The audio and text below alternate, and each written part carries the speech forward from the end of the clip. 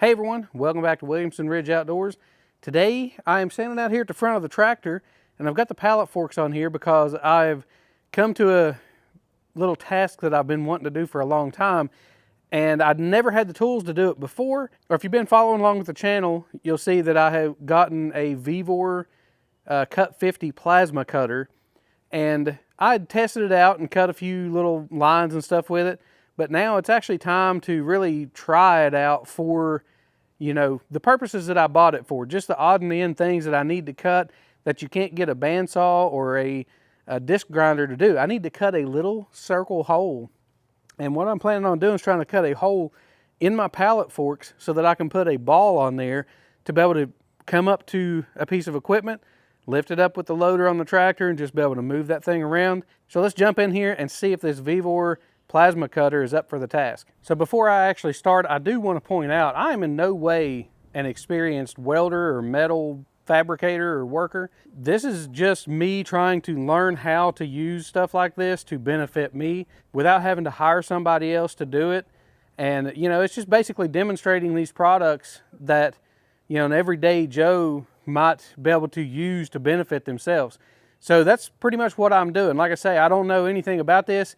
And everything that I have done so far with welding and, you know, using a plasma cutter has been stuff that I have done learning since we bought the farm 8 years ago. That's what I'm looking to do today, is just try to solve a problem, kind of share my experience with it, because again, you know, I'm just an everyday Joe trying to learn to use this stuff as I go, and hopefully I can get better with it.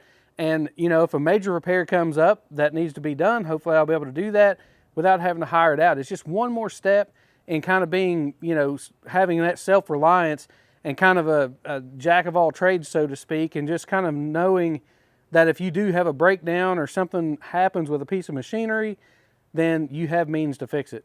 So I don't know if you can see this on the camera or not, but I do have a hole basically marked out to fit the bolt size on my ball. And I also have my ground clamp attached to the piece that I'm working on here.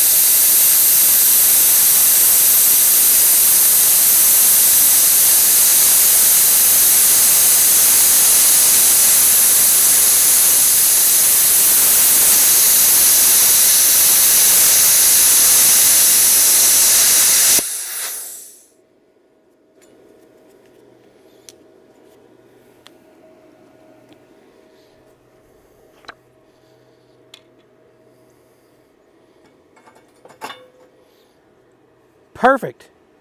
So the hole isn't perfect as far as being square up and down. That was due to, you know, me actually changing the pitch of the plasma cutter. But I'm impressed that that cut through that. Now my forks, I measured, they're a 1/2 inch thick right here, and I just moved it just that side of that 1/2 inch because the plasma cutter is supposed to be able to cut a 1/2 inch steel. I don't think it would have had any problems cutting it at that full 1/2 inch. But I also didn't want to get my ball back there so far that I have this sticking way out underneath, you know, whatever piece of machinery. And as long as the piece of machinery isn't real tongue heavy, then I shouldn't have any problems at all with this. But I am super happy with being able to do that right there. So part of the problem that I had right here on this is this little metal guide that's on here.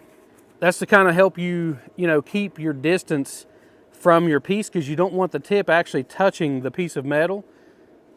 But this guide is sprung out, and as soon as I kind of put pressure on it, it dropped down and started touching. So then I had to try to, you know, raise it up and make this cut freehand. And me being, you know, that inexperienced, it's a little tougher to freehand it and actually get a good cut. And, you know, trying to keep everything square. But that's one thing to watch for on this, because now where that thing sprung, it just slides in and out of there. And I tried to bend it back and get it to stay in place, but that didn't work. So I probably just need to replace this or not use it at all.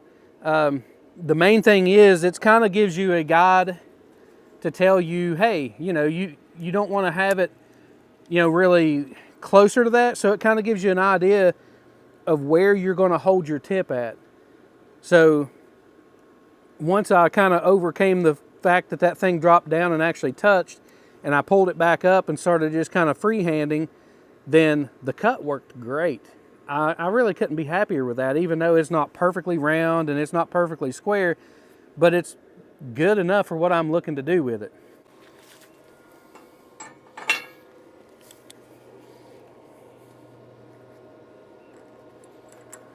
Well guys, how awesome is that? You know, this is a task I've been needing to do for a long time. Yes, you could probably drill this with some sort of a drill bit, but man, that plasma cutter makes this so much easier. That took nothing. I mean, the hardest part about this and the most time consuming was getting out all the cords and the air hose and hooking everything up, because I don't keep this hooked up. I keep it put back on the shelf. And I do have a 50-foot extension cord to be able to run out of my garage to be able to bring it out farther. And, you know, that way stuff like my equipment, I don't have to get it right up to the garage. But you are limited to cords on this, or generators. If you have a good sized generator, you could probably run this on it. I haven't tried it, but I'm sure you could, as long as you have a 50 amp circuit on there. But I couldn't be happier with the outcome of that. You know, when you have a solution to a problem and you can do it yourself, it's kind of gratifying. So if you enjoyed today's video, appreciate you hitting that thumbs up button. And until next time, I'll see you outdoors.